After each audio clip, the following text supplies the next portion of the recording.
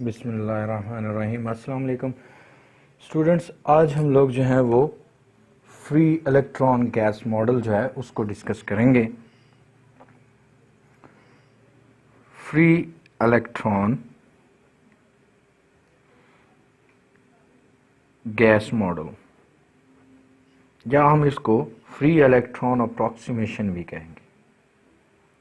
Free electron approximation हमने last time जो discuss किया था वो हमने डिस्कस किया था ड्रूड जो है वो मॉडल को, वो क्लासिकल मॉडल था।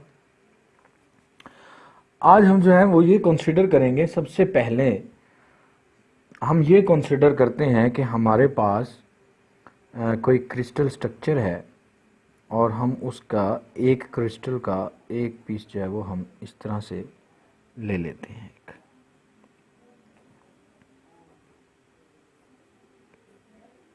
ठीक है, फॉर एग्जांपल ये हमारे पास एक क्रिस्टल है, ठीक है, उसका एक यूनिट है क्रिस्टल का। हम इसको कंसीडर करते हैं कि ये जो है हमारे पास इसके अंदर न्यूक्लियाई भी हैं और इलेक्ट्रॉन्स, जिनको हम वैलेंस इलेक्ट्रॉन या फ्री इलेक्ट्रॉन्स कह रहे हैं, वो भी हैं। जो बड़े दायरे हैं ये हमारे पास न्यूक्लियाई के हैं और छोटे दायरे जो हैं वो हमारे पास ये डॉट्स जो हैं ये इलेक्ट्रॉन्स हैं। ये फ्री इलेक्ट्रॉन्स भी इसके अंदर हैं, आयंस भी हैं, और हम कह सकते हैं कि ये जो लेटस है हमारे पास उसके ऊपर ये लाई कर रहे हैं। लेटस की सरफेस जो है उस पे ऊपर है। ये हम कोई मेटल जो है वो कंसिडर फॉर एग्जांपल कर लेते हैं। हम इस क्रिस्टल को रिप्लेस करते हैं गैस के साथ और हम इसे कहते हैं कि ये जो क्रिस्टल है हमारे पास वो कोई गैस है, यानी गैस मॉडल, इसलिए हम इसको कह रहे हैं। और हम ये कहते हैं कि इसका एक कन्फाइंड फिक्स्ड जो है वो वॉल्यूम है। कंसीडर कर लेते हैं कि इसका जो हमारे पास एजेस अगर यहाँ पे L लेंथ हो तो फिर हम कह सकते हैं कि इसका जो वॉल्यूम है वो हमारे पास L क्यूब है। ठीक है, सबसे पहले हमने यहाँ पे क्या किया, हमने किया consider the crystal by a gas, ठीक है, ऑफ इलेक्ट्रॉन।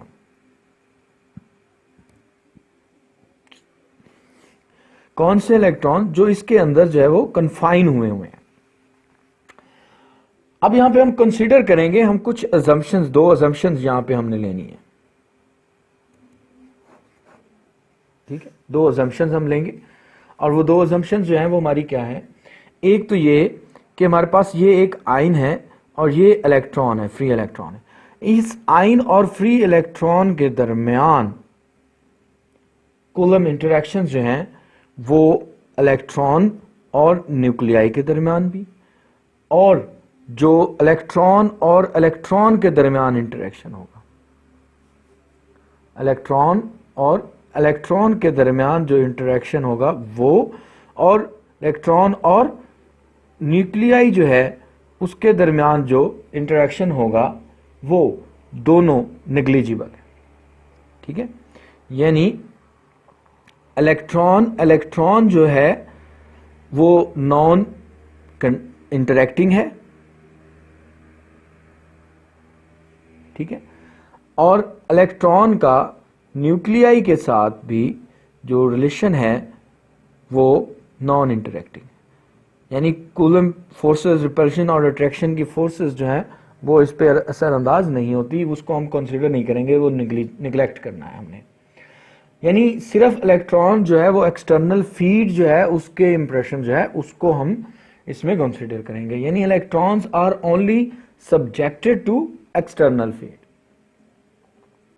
जो दूसरी इसमें हमने अजम्पशन लेनी है वो ये है कि जो हमारे पास लेटेस्ट पोटेंशियल है, लेटेस्ट पोटेंशियल, इसको अगर हम कंसीडर करेंगे क्रिस्टल का लेटेस्ट पोटेंशियल, तो इसकी पोटेंशियल की जो वेरिएशन है वो पीरियोडिक होगी।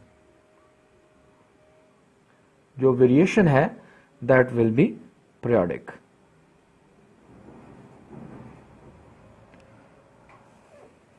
तो हमने यहां पे ये दो अजम्पशन ज़हन में लेनी है कि एक जो हमारे पास ये गैस है जिसको हमने कंसिडर किया है कि वो इलेक्ट्रॉन गैस है, इसका हमने कहना है कि एक जो है कंटेनर जो है उसका वॉल्यूम जो है वो L³ है और इसकी सारी एजेस जो हैं, साइड्स जो हैं वो अगर L के बराबर हैं तो इसका वॉल्यूम जो होगा वो L³ के बराबर होगा। तो ये हमारे पास एक तो अजम्पशन ये करनी कि इसके अंदर जो इलेक्ट्रॉन इलेक्ट्रॉन इंटरेक्शन है और इलेक्ट्रॉन का न्यूक्लियाई के साथ इंटरेक्शन है वो निग्लिजिबल है और सिर्फ एक्सटर्नल फीड जो है वो इसमें कंसिडरेबल है, यानी उसकी वजह से जो तब्दीली होगी वो हम कंसिडर करेंगे। बाकी जो हमारे पास जो वेरिएशन है पोटेंशियल की, जो लेटेस्ट पोटेंशियल है उसकी वेरिएशन जो है वो भी पीरियोडिक होगी। ये दो अजम्पशन जो है वो हम कंसिडर करेंगे और ये बहुत अच्छा काम करती हैं, works good for conduction electrons, good for conduction electrons। Conduction electron के लिए ये जो मेटल्स के अंदर हैं या सेमीकंडक्टर के अंदर जो कंडक्शन इलेक्ट्रॉन्स हैं उनके लिए ये दोनों अजम्पशंस बहुत अच्छा हमें रिजल्ट देती हैं और इन्हीं को अज्यूम करते हुए अगर हम ये कंसिडर करें कि इसके जो क्यूब है L³ इसका वॉल्यूम है, वॉल्यूम L³ है, तो हम ये कंसिडर कर सकते हैं कि इसके लिए जो हमारे पास श्रोडिंगर वेव इक्वेशन है, श्रोडिंगर वेव इक्वेशन है हमारे पास, that is Hamiltonian of psi into R1 R2 R3 so on up to Rn। ठीक है, that can be written as eigenvalue energy E psi of R1 R2 R3 and so on to Rn।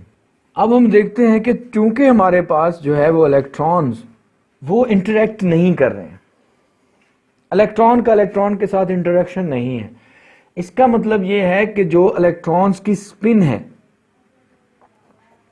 Electron की जो spin है वो भी negligible, उसको भी हम निगलेक्ट कर सकते हैं। ठीक है, अगर उसको भी हम निगलेक्ट कर लें तो हमारे पास जो वेव फंक्शन है that can be written as psi of R1 R2 R3 so on up to Rn can be written as independent, यानी कि हम इसको अलग अलग जो है वो लिख सकते हैं, Sai of R1 sigh of R2 sigh of R3 and so on up to psi of Rn, यानी हम अलग अलग इनके फंक्शंस जो हैं उनको लिख सकते हैं, क्योंकि यह स्पिन भी नहीं कंसिडर हम कर रहे हैं और ना ही इलेक्ट्रॉन इलेक्ट्रॉन का जो है वो इंटरेक्शन हम कंसिडर कर रहे हैं, ना ही हम कूलम्बिक जो है जो फोर्सेस हैं न्यूक्लियाई और इलेक्ट्रॉन के दरमियान हम उनको भी कंसिडर नहीं कर रहे हैं। अगर हम इसके बैकग्राउंड पोटेंशियल जो है हम कहें कि बैकग्राउंड पोटेंशियल इनिशियली जो बैकग्राउंड पोटेंशियल है दैट इज 0, तो फिर हमारे पास हैमिल्टोनियन जो होगा that can be written as Hamiltonian for electron can be written as summation Pi को square divided by 2m E is equal to minus h cut square over 2m into summation del square I। यहां पे हमारे पास जो Pi है वो basically क्या है, मोमेंटम ऑपरेटर है इलेक्ट्रॉन के लिए। ठीक है, और अगर हम इसको अपने 3D फॉर्म इलेक्ट्रॉन के लिए लिखें तो Pi momentum operator for electron can be written as minus iota h cut square into del partial over partial Ri। ठीक हो गया, तो ये हमारे पास डेल्टा भी हम इसको कह सकते हैं, तो ये हमारे पास जो है वो मोमेंटम ऑपरेटर के लिए हैमिल्टोनियन हमने लिख लिया, वेव फंक्शन को लिख लिया। अब अगर हम फ्री इलेक्ट्रॉन गैस मॉडल जिसमें हमारी कंसंट्रेशन जो है वो ये है कि इलेक्ट्रॉन जो है वो आपस में भी इंटरेक्ट नहीं करेगा और न्यूक्लियाई के साथ भी उसका इंटरेक्शन नहीं कंसिडर करेंगे। और दूसरी अजम्पशन ये है कि जो लेटेस्ट पोटेंशियल होगा उसको हम पीरियोडिक पोटेंशियल कंसिडर करेंगे। तो ये दो बातें ज़हन में रखते हुए हमने फ्री इलेक्ट्रॉन गैस मॉडल जो है उसको डिस्कस करना था। तो उसके लिए हमें हैमिल्टोनियन जो है वो ऑपरेटर सॉल्व करेंगे और एनर्जी हम इस सिस्टम की फाइंड आउट अगर करें, energy for this system can be calculated. Students, अब हम लोग जो है वो एनर्जी आइजन वैल्यूज जो हैं वो फाइंड आउट करते हैं इस हैमिल्टोनियन के लिए। Energy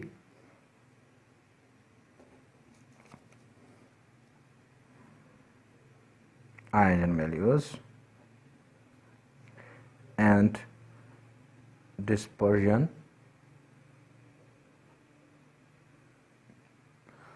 relation।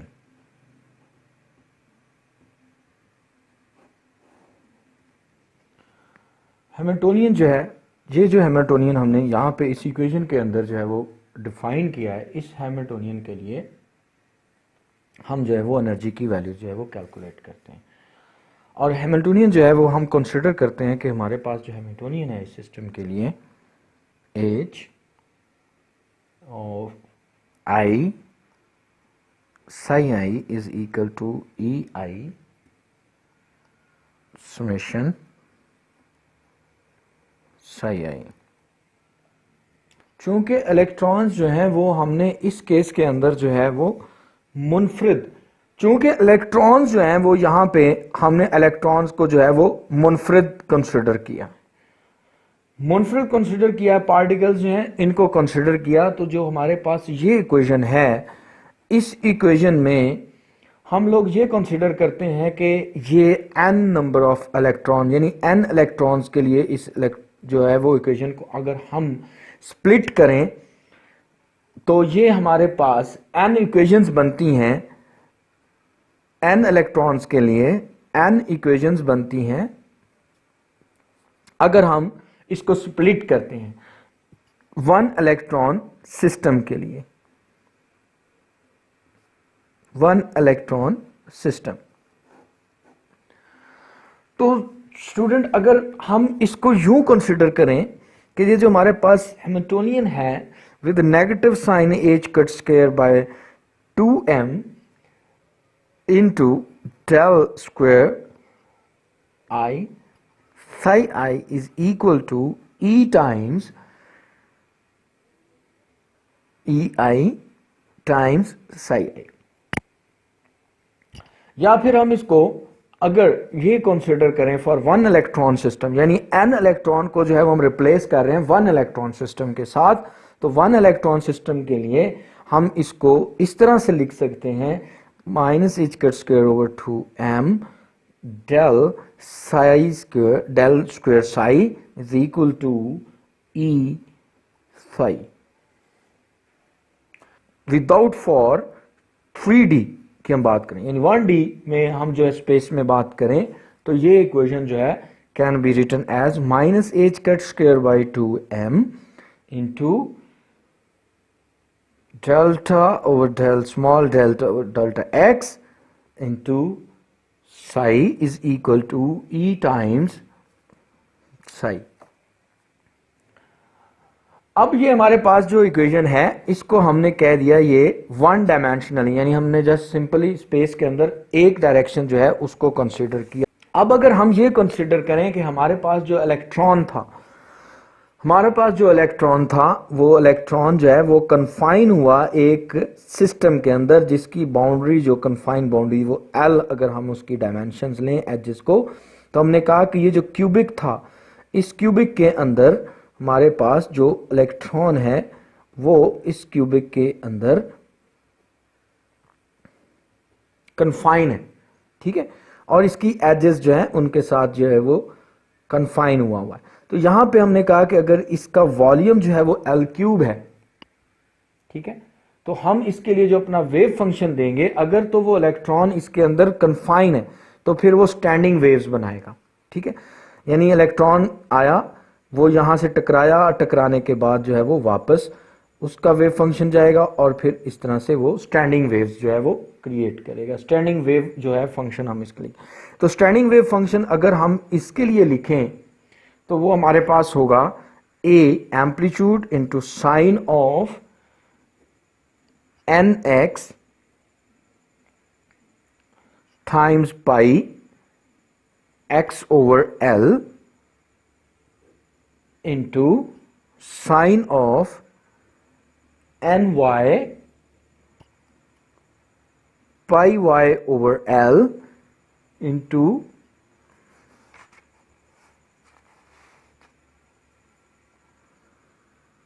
Sign of n z space के अंदर पाई जी ओवर एल। तो ये हमारे पास वेव फंक्शन जो है वो इसका होगा अगर हम ये सिस्टम स्टैंडिंग वेव्स का कंसीडर करते हैं। अब हमने चूंकि हमने ये कहा है कि हमारे पास जो इलेक्ट्रॉन है वो पीरियोडिक लैटिस के अंदर जो है वो मौजूद हैं और उनकी जो मूवमेंट है इलेक्ट्रॉन की वो भी पीरियोडिक होगी, इसलिए हम कह सकते हैं कि जो Born von Karman periodic boundary conditions हैं वो हम इसके ऊपर अप्लाई कर सकते हैं। ठीक है, वो बाउंड्री कंडीशंस जो हैं वो क्या हैं? ये हमें कंडीशंस जो हैं वो ये क्या है, ये कहती हैं कि हमारे पास जो वेव फंक्शन है वो पीरियोडिक और किसी पीरियोडिक लैटिस के अंदर जो है वो रिस्ट्रिक्टेड है। उसको हम कह सकते हैं कि वो इम्पोज टू बी रिस्ट्रिक्टेड, ठीक है, इन दैट पीरियोडिक लैटिस। अब हमने चूंकि कंसीडर, अगर हमने पीरियोडिक लैटिस जो है वो कंसीडर इसमें किया है, पीरियोडिक,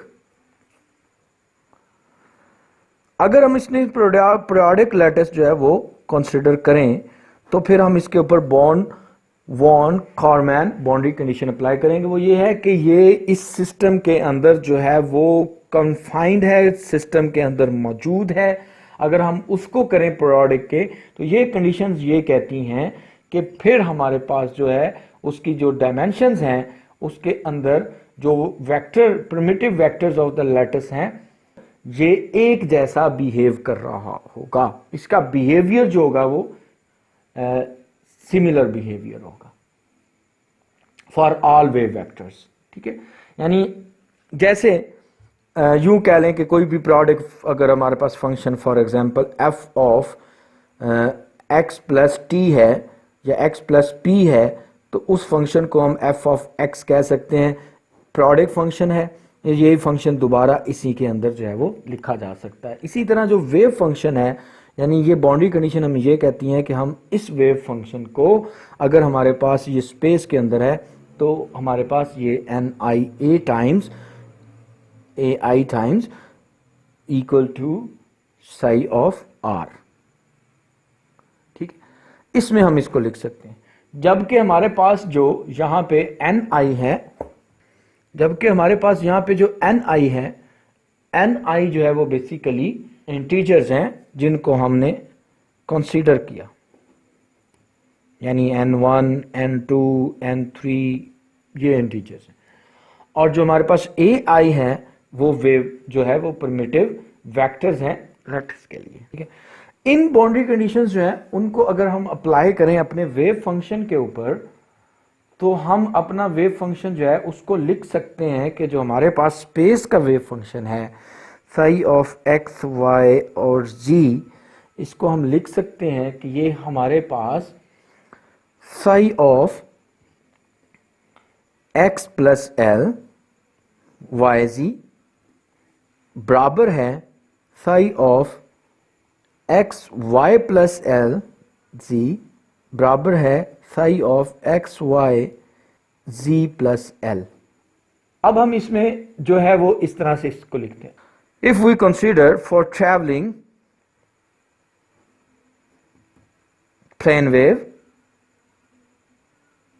function, then इसका जो solution होगा that will be equal to psi k of r is equal to a times e raised to power iota k r।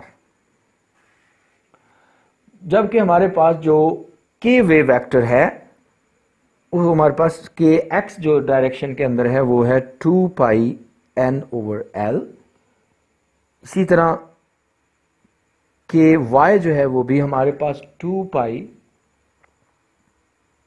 ये आएगा हमारे पास nx, ये होगा हमारे पास ny ओवर l। और इसी तरह जो कि z होगा that can be written as 2 pi nz over. अब हम ऐसा करते हैं कि जो हमारे पास इक्वेशन ये वाली है, इस इक्वेशन को कंसिडर करते हैं, और जो हमारे पास इक्वेशन, एक हमारे पास ये इक्वेशन है, इस इक्वेशन को हम कंसिडर करते हैं, और दूसरी इक्वेशन जो है वो हम इसको कंसिडर करते हैं।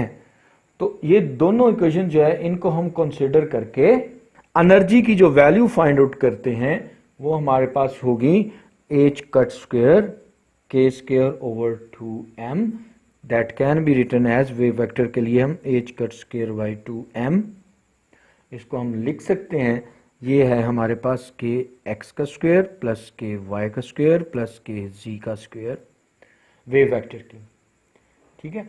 और फिर इसको हम इनकी जो वैल्यूज हैं अगर हम उनको पुट करें यहाँ पे, तो एनर्जी जो है वो can be written as h cut square by 2m into 2 pi over l whole square into n x का स्क्वायर प्लस एन वाई का स्क्वायर प्लस एन जेड का स्क्वायर, ठीक है। हम इसको इस तरह से लिख सकते हैं। और ये अब हमारे पास जो इक्वेशन आई है, ये वाली जो इक्वेशन है, ये अब हमारे पास बता रही है कि जो हमारे पास के एक्स है 2 पाई ओवर एल एन, जो हमारे पास एक्स के लिए है टर्म, यहां पे हमने लिखी होगी, ये वाली टर्म हमने लिखी है, ठीक है, ये टर्म हमने लिखी है, ये वाली, ठीक, ये टर्म जो है।